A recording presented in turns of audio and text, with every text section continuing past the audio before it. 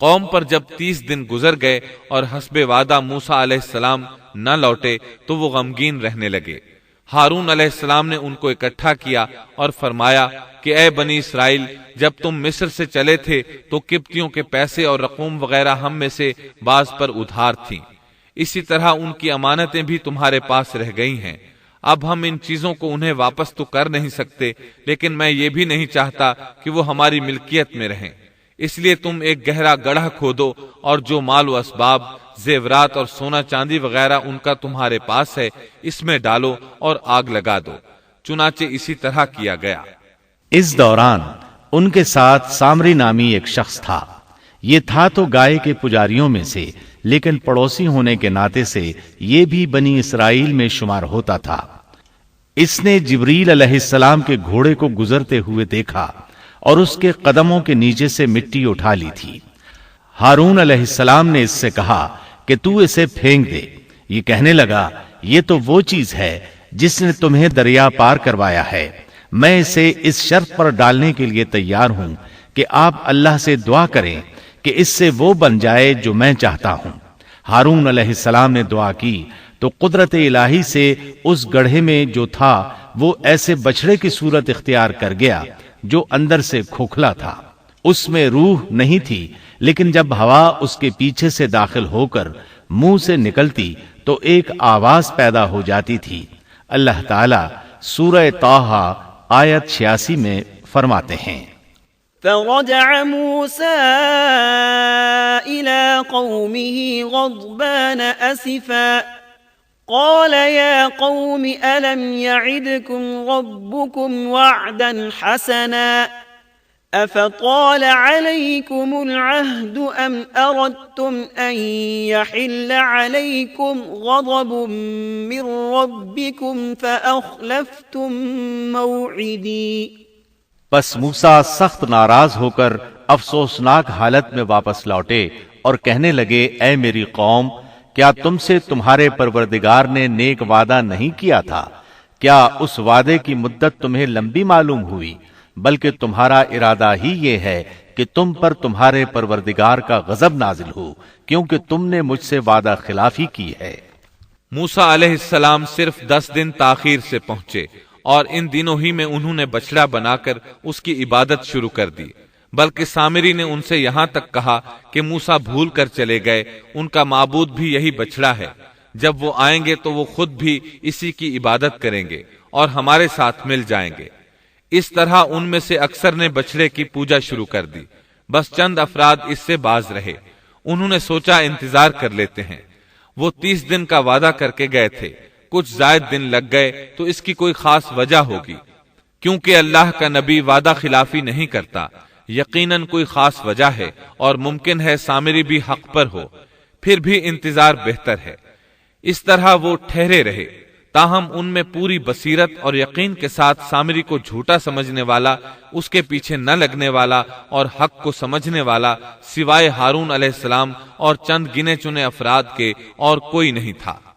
بہرحال جب موسیٰ علیہ السلام ان کے پاس پہنچے تو انہوں نے نہایت غصے اور افسوس کے ساتھ ان سے کہا کہ تم 10 دن کی تاخیر برداشت نہ کر سکے، کیا اللہ کے غضب کا شکار ہونا چاہتے ہو کہ میری خلاف ورزی کر رہے ہو؟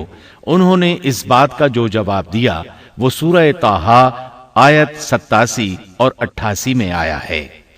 قالوا ما أخلفنا موعدك بملكنا ولكننا حملنا أوزارا من زينة القوم فقذفناها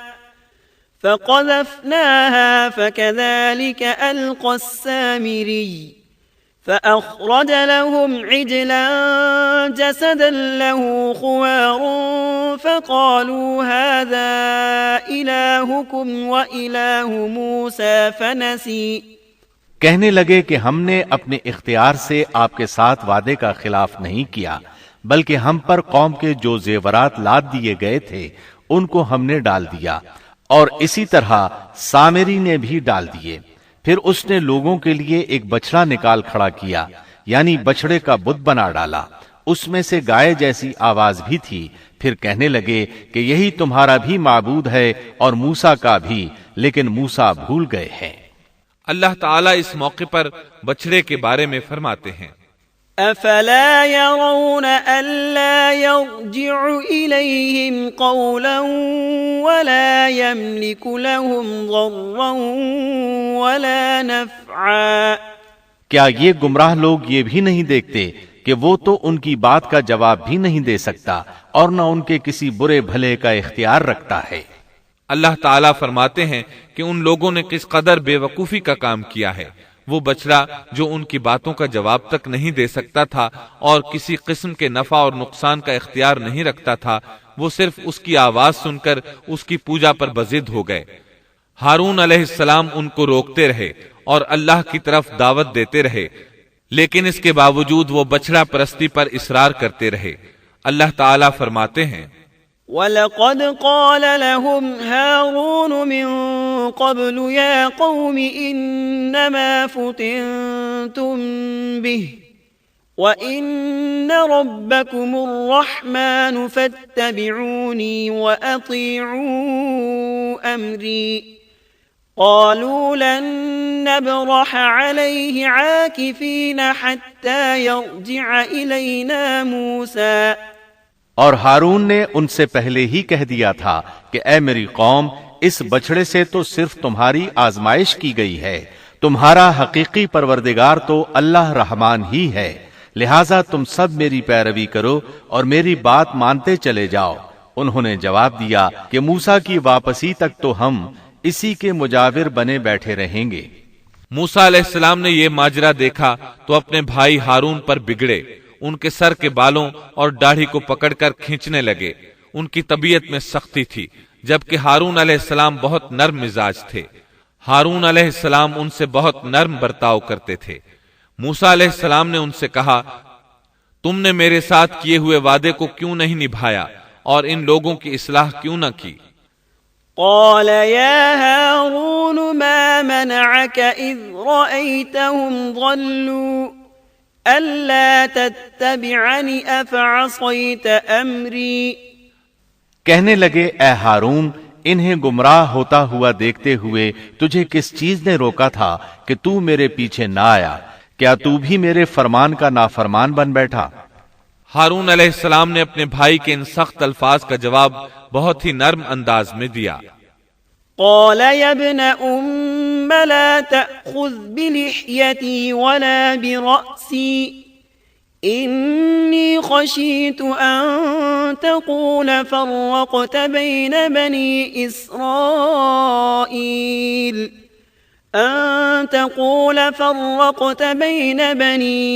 إسرائيل ولم ترقب قولي۔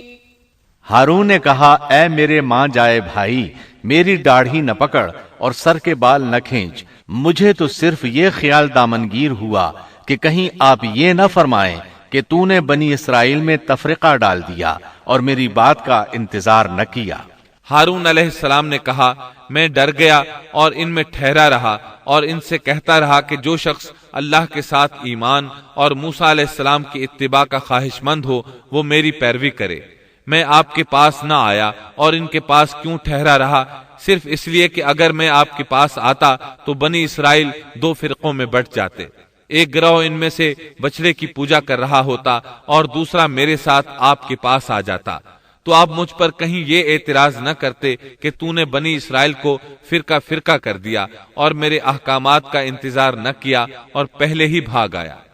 سورۃ الاعراف آیت 150 میں ہے، وَأَلْقَى الْأَلْوَاحَ وَأَخَذَ بِرَأْسِ أَخِيهِ يَجُرُّهُ إِلَيْهِ قَالَ ابْنَ أُمَّ إِنَّ الْقَوْمَ اسْتَضْعَفُونِي وَكَادُوا يَقْتُلُونَنِي فَلَا تُشْمِتْ بِيَ الْأَعْدَاءَ وَلَا تَجْعَلْنِي مَعَ الْقَوْمِ الظَّالِمِينَ۔ اور موسیٰ نے تورات کی تختیاں پھینک دیں اور اپنے بھائی کا سر پکڑ کر انہیں اپنی طرف گھسیٹنے لگے۔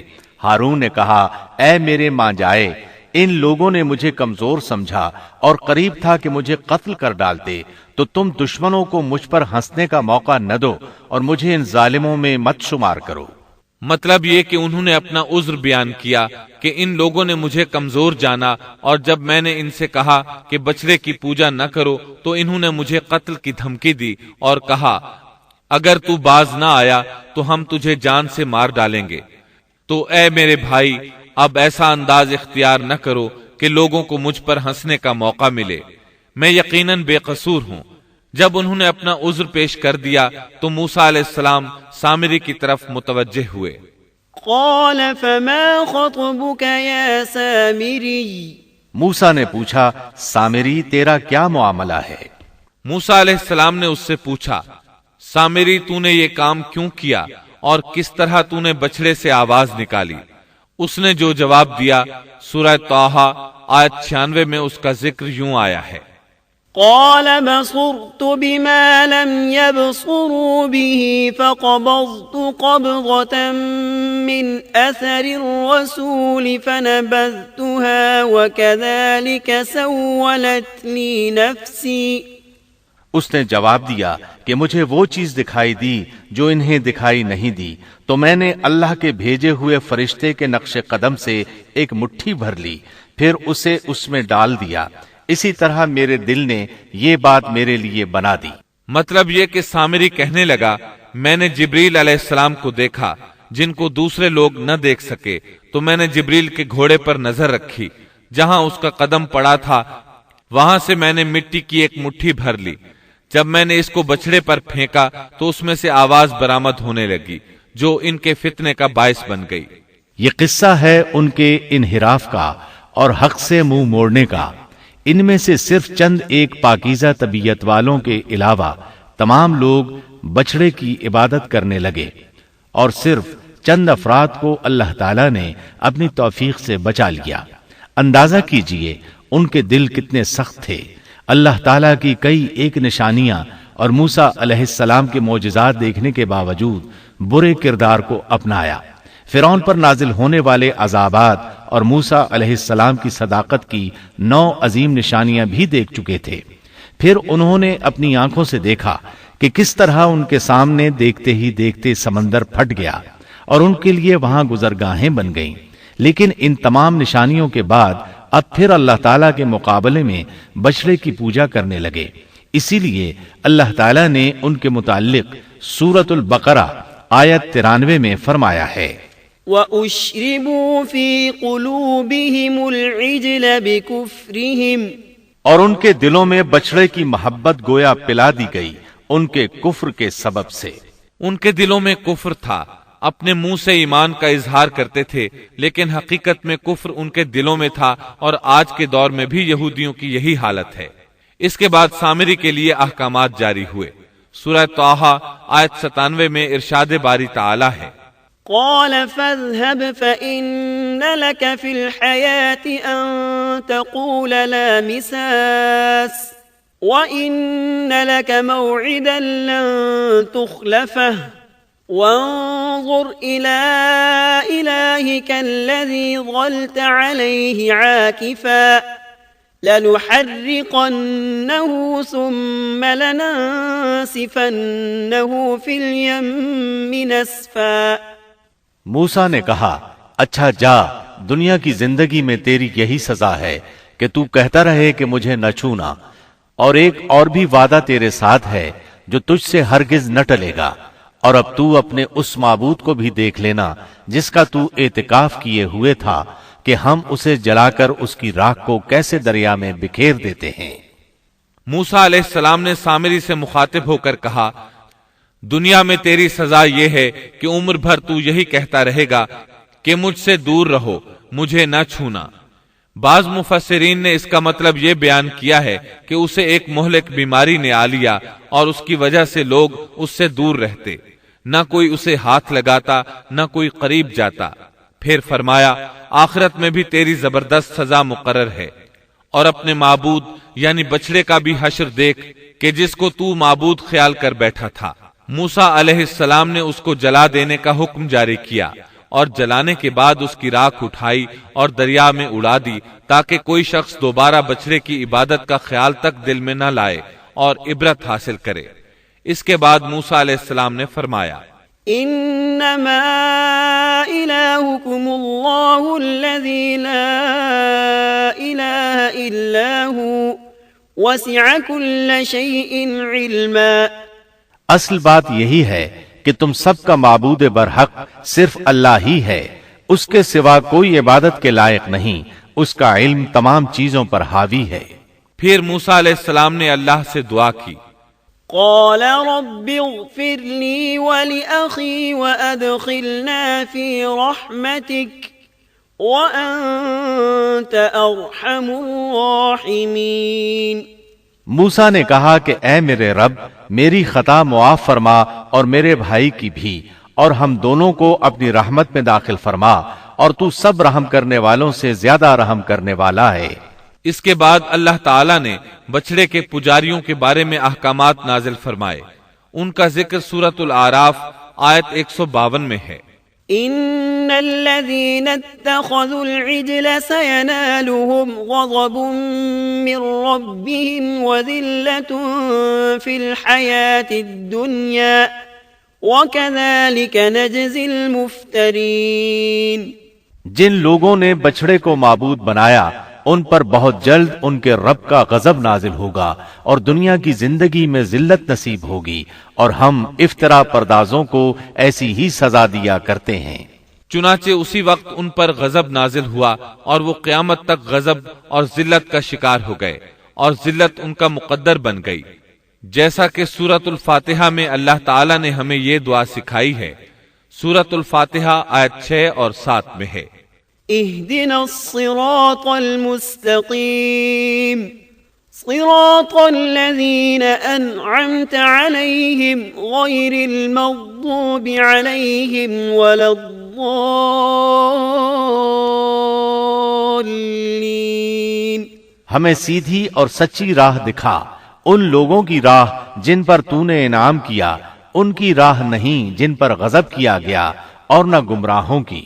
جن لوگوں پر اللہ کا انعام ہوا ان سے انبیاء کرام، صدیقین، شہداء اور صالحین مراد ہیں، جو راہ حق پر ہمیشہ قائم رہے، اور جن لوگوں پر غضب کیا گیا ان سے مراد بنی اسرائیل یعنی یہودی ہیں، اور گمراہوں سے مراد عیسائی ہیں۔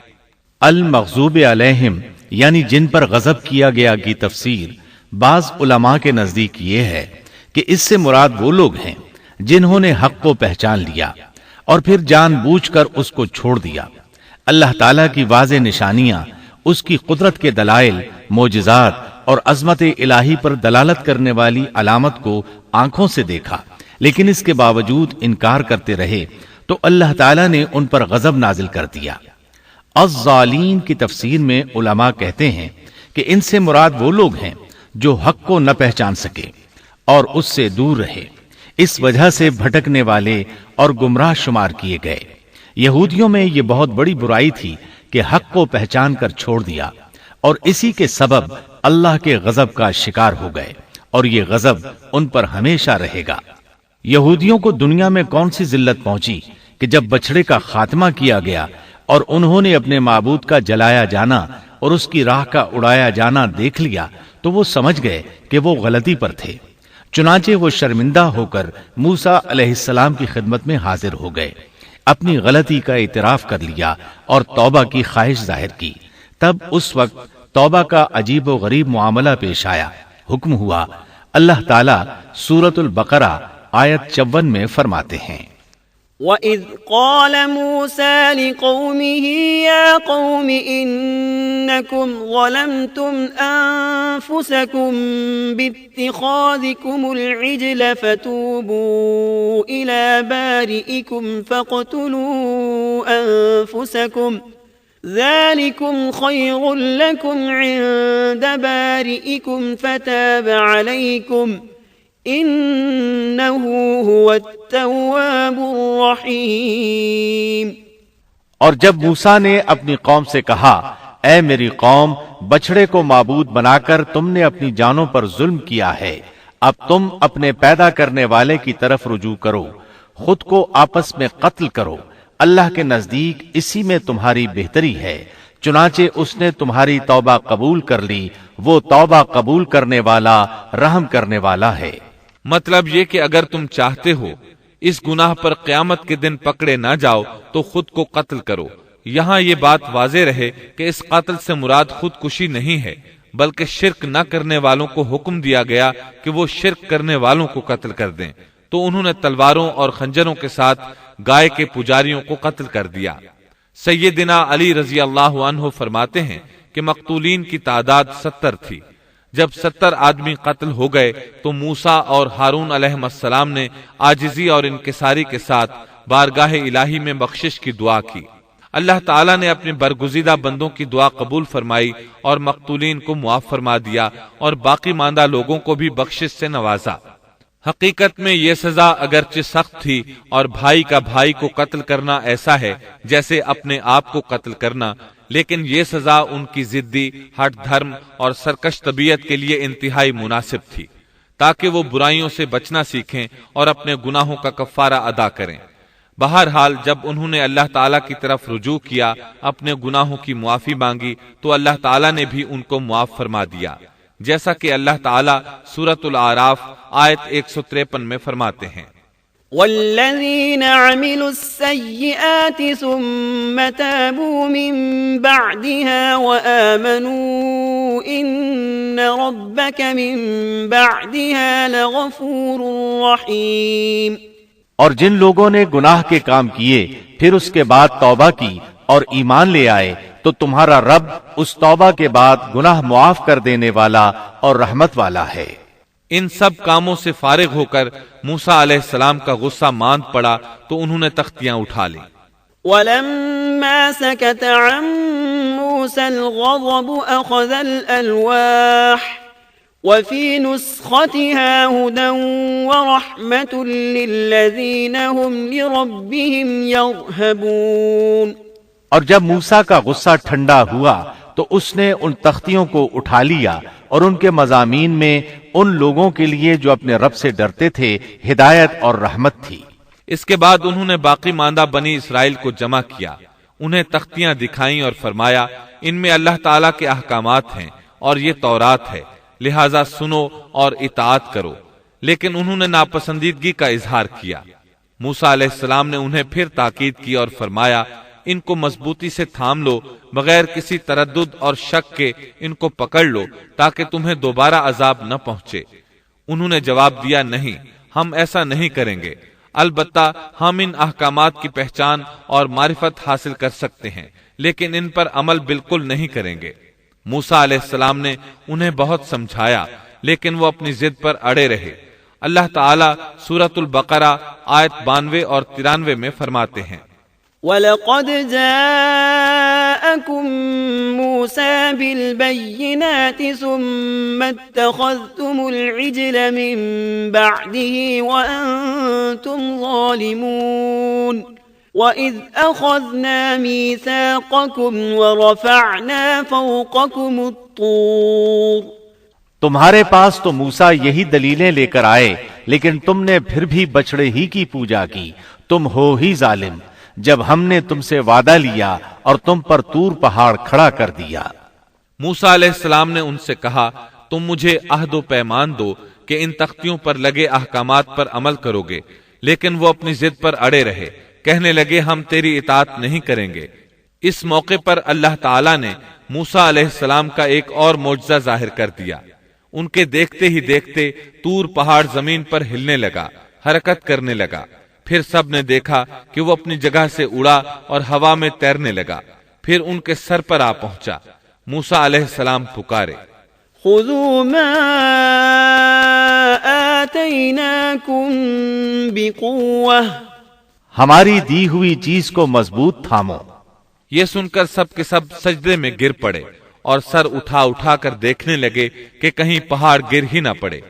اللہ تعالیٰ سورۃ البقرہ آیت 93 میں فرماتے ہیں، وَإِذْ أَخَذْنَا مِيثَاقَكُمْ وَرَفَعْنَا فَوْقَكُمُ الطُّورَ خُذُوا مَا آتَيْنَاكُمْ بِقُوَّةٍ وَاسْمَعُوا قالوا سمعنا وعصينا وأشربوا في قلوبهم العجل بكفرهم قل بئس ما يأمركم به إيمانكم إن كنتم مؤمنين۔ اور جب ہم نے تم سے وعدہ لیا اور تم پر طور پہاڑ کھڑا کر دیا اور کہہ دیا کہ ہماری دی ہوئی چیز کو مضبوط تھامو اور سنو، تو انہوں نے کہا ہم نے سنا اور نافرمانی کی، اور ان کے دلوں میں گویا بچڑے کی محبت پلا دی گئی تھی بسبب ان کے کفر کے۔ ان سے کہہ دیجئے کہ تمہارا ایمان تمہیں برا حکم دے رہا ہے اگر تم مومن ہو۔ اسی طرح سورۃ الاعراف آیت 171 میں اللہ تعالیٰ فرماتے ہیں وَإِذْ نَتَقْنَا الْجَبَلَ فَوْقَهُمْ كَأَنَّهُ ظُلَّةٌ وَظَنُّوا أَنَّهُ وَاقِعٌ بِهِمْ خُذُوا مَا آتَيْنَاكُمْ بِقُوَّةٍ وَاذْكُرُوا مَا فِيهِ لَعَلَّكُمْ تَتَّقُونَ۔ اور وہ وقت بھی قابل ذکر ہے جب ہم نے پہاڑ کو اٹھا کر سائبان کی طرح ان کے اوپر معلق کر دیا، اور انہیں یقین ہو گیا تھا کہ وہ اب ان پر گرنے ہی والا ہے، اور ہم نے ان سے کہا کہ جو کتاب ہم نے تمہیں دی ہے اس کو مضبوطی کے ساتھ قبول کرو اور ان احکامات کو یاد رکھو جو اس میں ہیں تاکہ تم متقی بن جاؤ۔ محترم سامعین، ابھی آپ دارالسلام اسٹوڈیو لاہور پاکستان سے قصص الانبیاء کا 15واں حصہ سونے کا بچڑا سن رہے تھے۔ قصص الانبیاء کے 16ویں حصے 3 سوال میں آپ یہ سنیں گے۔ بنی اسرائیل کے 70 منتخب آدمیوں کی کوہ طور پر دیدار الہی کی ضد اور کڑک کا عذاب، بنی اسرائیل کو ارض مقدس فلسطین میں داخلے کا حکم الہی اور ان کا انکار، میدان تیم میں بنی اسرائیل پر من و سلوہ کا نزول، بنی اسرائیل کے ایک آدمی کا قتل اور گائے ذبح کرنے کا حکم ربانی، سیدنا موسیٰ علیہ السلام اور سیدنا خضر علیہ السلام کے سفر میں پراسرار واقعات اور سیدنا ہارون علیہ السلام کی وفات، سیدنا موسیٰ علیہ السلام کا ملک الموت کو تھپڑ رسید کرنا، سیدنا موسیٰ علیہ السلام کی وفات اور مدفن کا تذکرہ۔